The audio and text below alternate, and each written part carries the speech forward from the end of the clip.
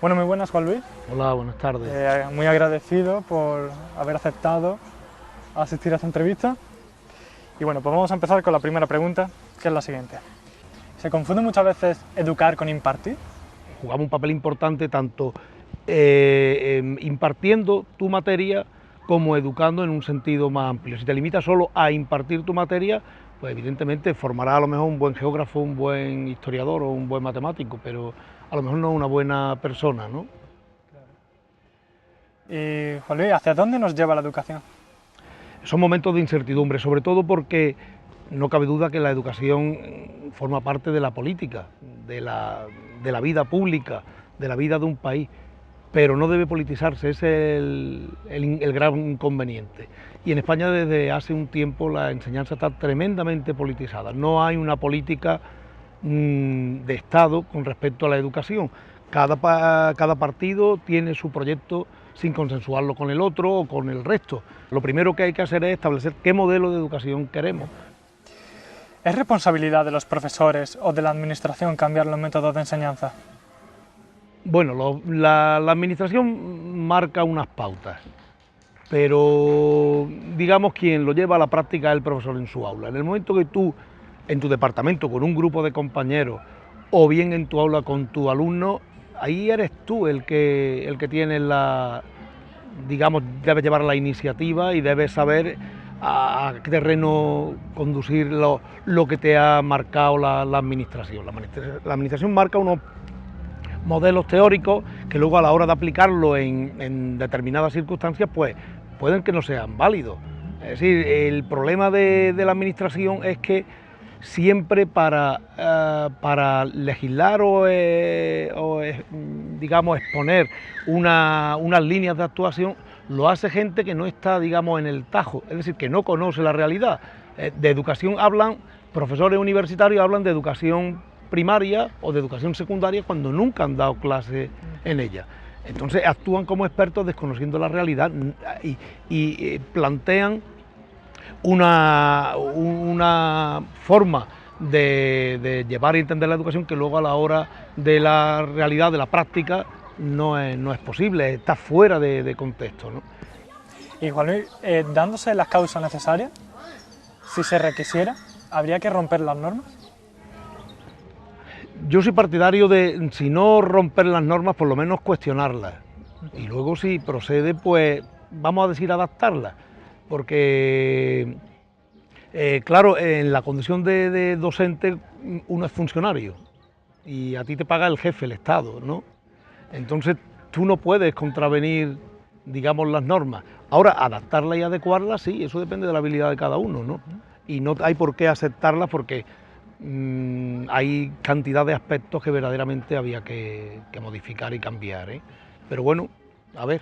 Por lo tanto, habría que dinamizar y reivindicar estas técnicas arcaicas, ¿no? Yo creo que sí.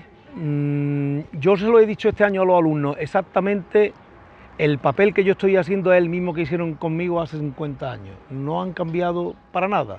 La dinámica es la misma, niños sentados, tú en una palestra, antes estábamos en una palestra elevada, ahora estamos al mismo nivel, hemos democratizado el papel del profesor con respecto al alumno, pero la dinámica es la misma, tú das unos contenidos, ellos lo asumen, copian, claro, y luego repiten, esa es la dinámica. ¿Qué es problema de ellos? Es problema del profesor. Muchas veces es problema del profesor, para un profesor es muy cómodo dictar apuntes. claro. Y hablar tú solo y oírte tú solo, cuando no te oye nadie, ¿no? Y allí por lo menos los tienes obligados a que te oigan.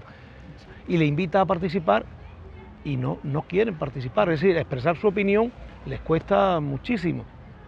O contradecir lo que tú estás explicando, o cuestionarlo.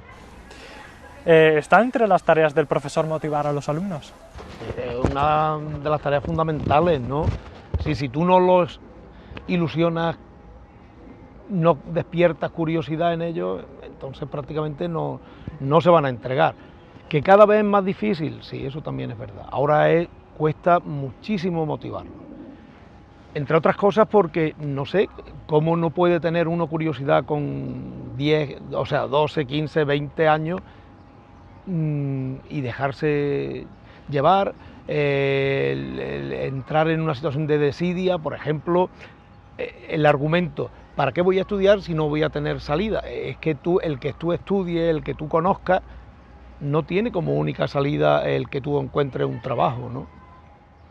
Entonces lo enfocan así y creo que es buscando simplemente un argumento para justificar esa desidia, esa inoperancia. Habría que culturizarse, ¿no? Sí, me imagino que, bueno, se puede vivir muy feliz sin conocer nada. Yo veo que hay gente que es tremendamente feliz y es totalmente ignorante, pero siempre el tener unas metas en la vida, que puede ser cualquiera, eso, sencillamente ser feliz, pero o tener un trabajo para comer, o implica unos pasos, pues tú debes seguirlos.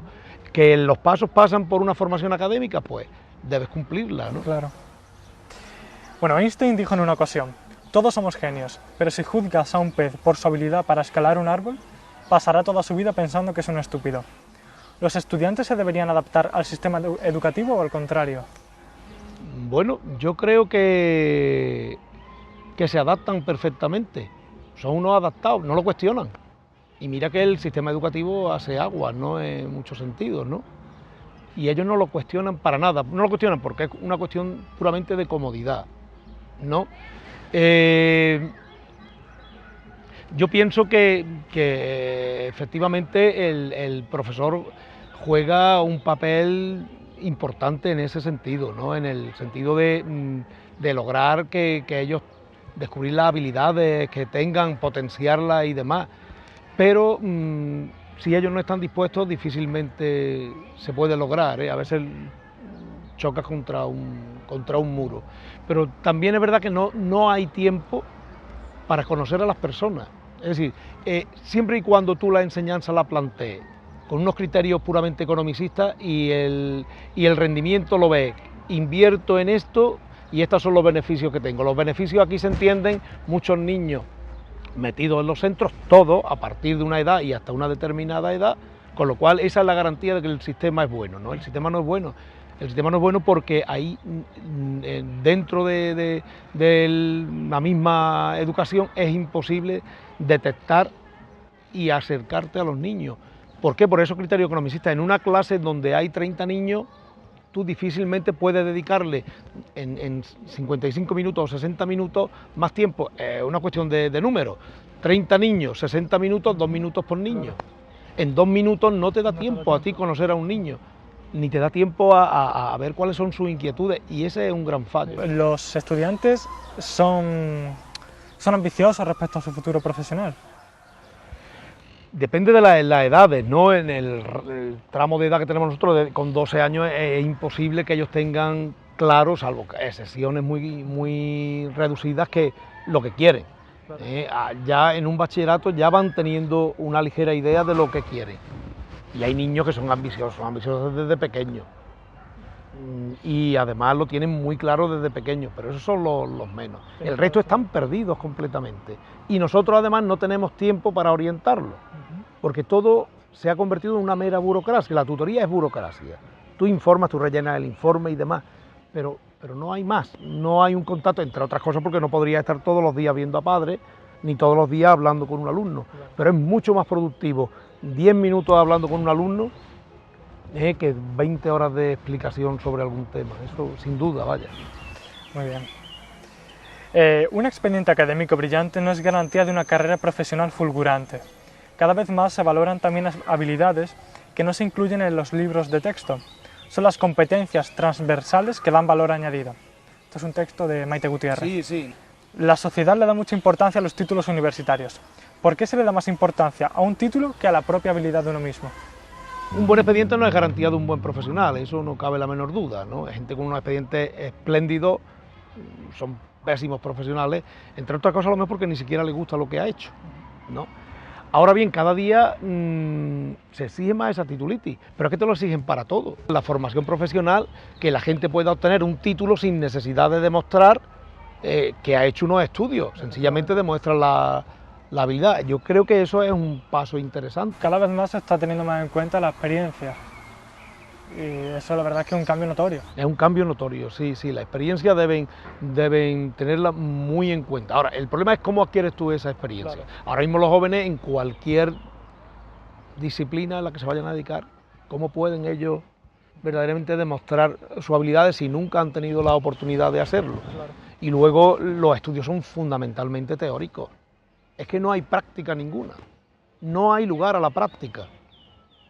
Claro, desde el momento en que se carga la formación profesional, pues se la cargan o le dan otra orientación, y todos los niños unidos en una formación más general, no tan enfocada a la formación profesional, pues han conseguido que todo el mundo vaya al bachillerato, pero no todo el mundo está contento con ir a esa secundaria obligatoria ni luego continuar un bachillerato.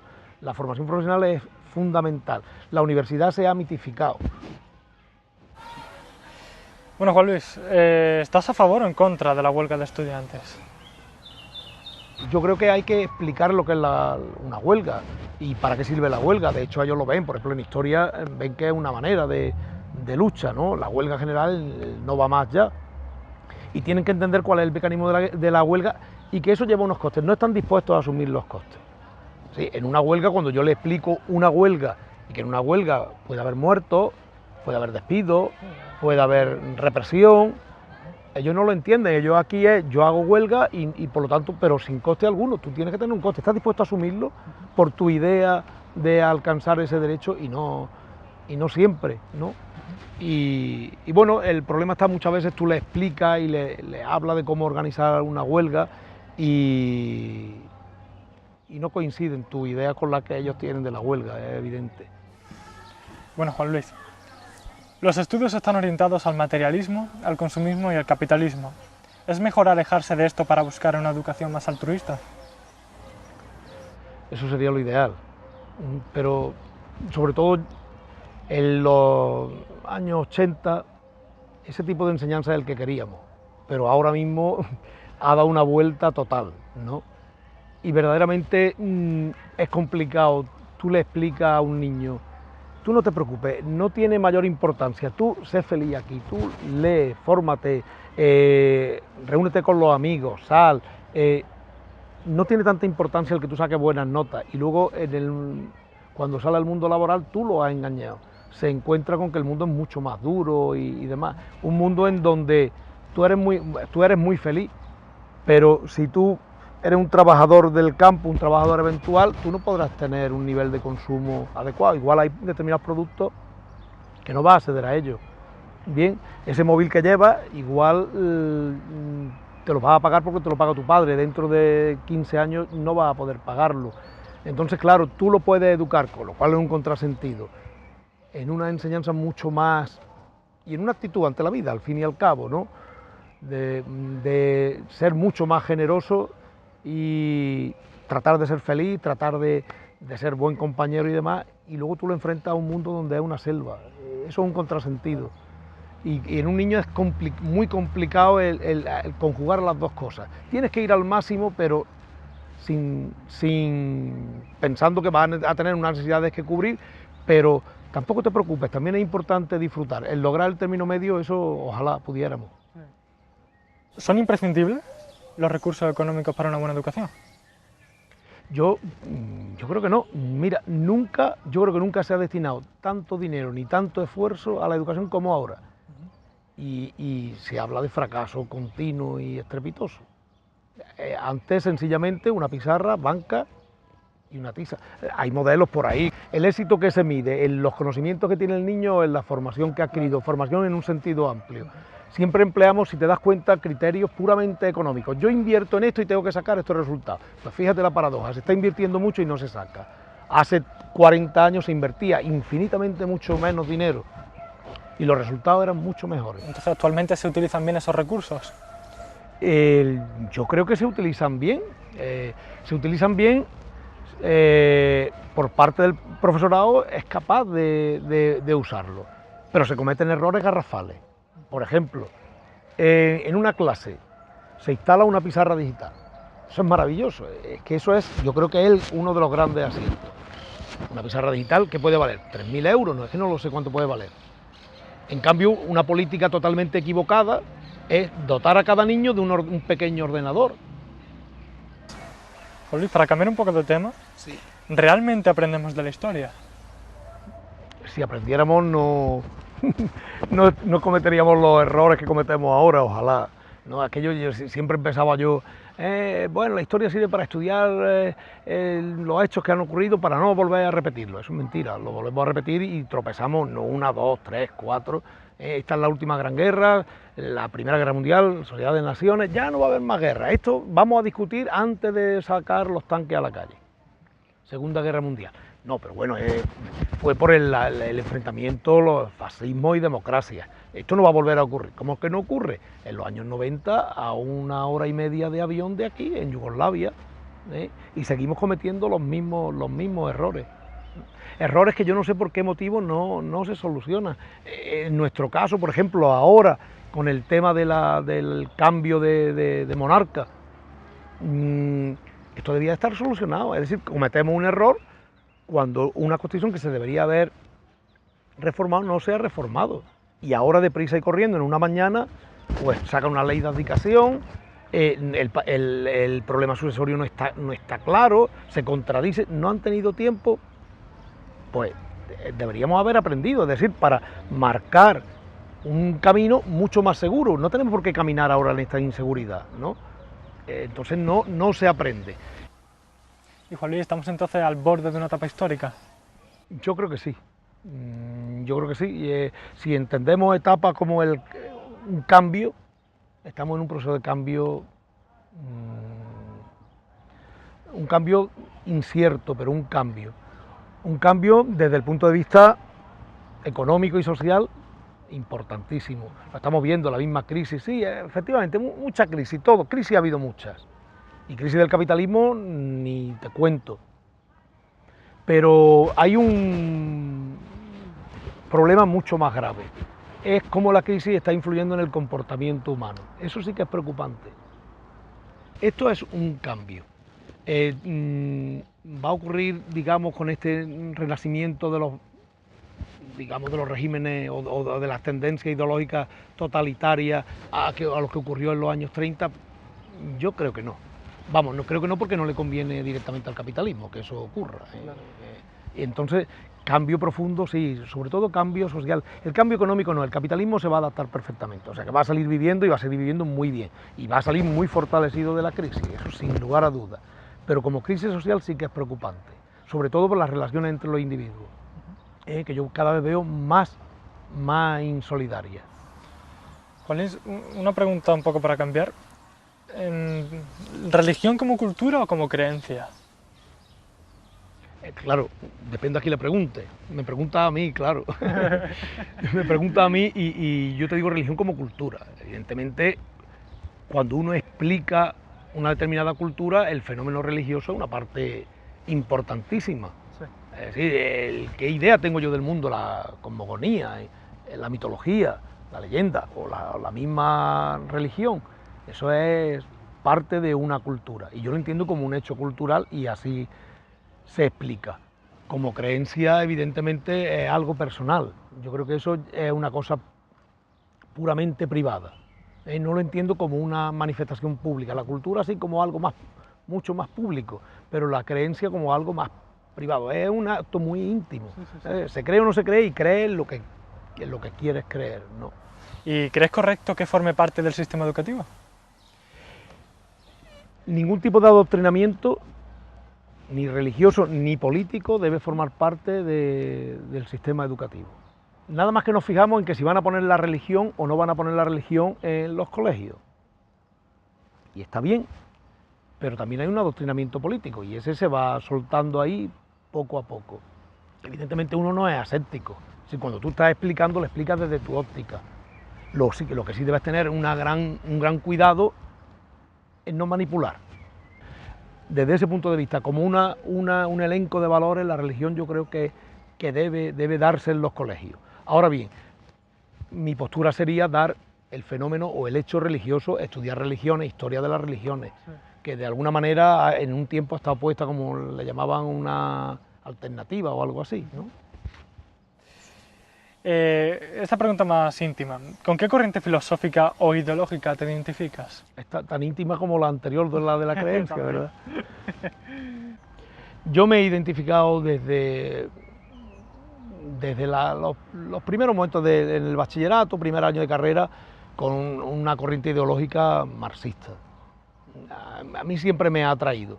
Yo tenía una idea así muy vaga por parte de mi abuela, que era bastante socialista, ¿no? Y en ese mundo yo vivía. Luego ya la formación te viene en eso, el bachillerato y demás. Luego pasa por un periodo de cuestionamiento. Y tú dices, a mí el marxismo como materialismo histórico me vale para explicar la historia. Creo que la explica de una manera que a mí me satisface. Ahora, desde el punto de vista ya económico y social, pues no sé hasta qué punto el comunismo, no que es la versión económica y política de ese marxismo, es válido o no. Yo hoy día ya me hago muchos planteamientos, como me estoy haciendo planteamientos sobre monarquía o república, que siempre he dicho, no, república, pero ¿cuándo? En un determinado momento. Ahora eso sería impensable. Y ya para terminar, Juan Luis, ¿cómo ves a tus alumnos dentro de 10 años? A mis alumnos, me voy encontrando alumnos desde hace ya 30 años. Y me encanta encontrármelos, porque además, fíjate, los padres se preocupan. ¡Ay, qué va a ser de mi hijo! Todo el mundo encuentra un sitio en la vida, todo el mundo. Ahora, el problema es qué idea es la que tú tienes de lo que quieres que sea tu hijo en un futuro. Claro, si tu hijo, en vez de ser ingeniero químico, resulta que tu hijo es un pastor, evidentemente tú vas a decir, mi hijo ha fracasado, ¿no?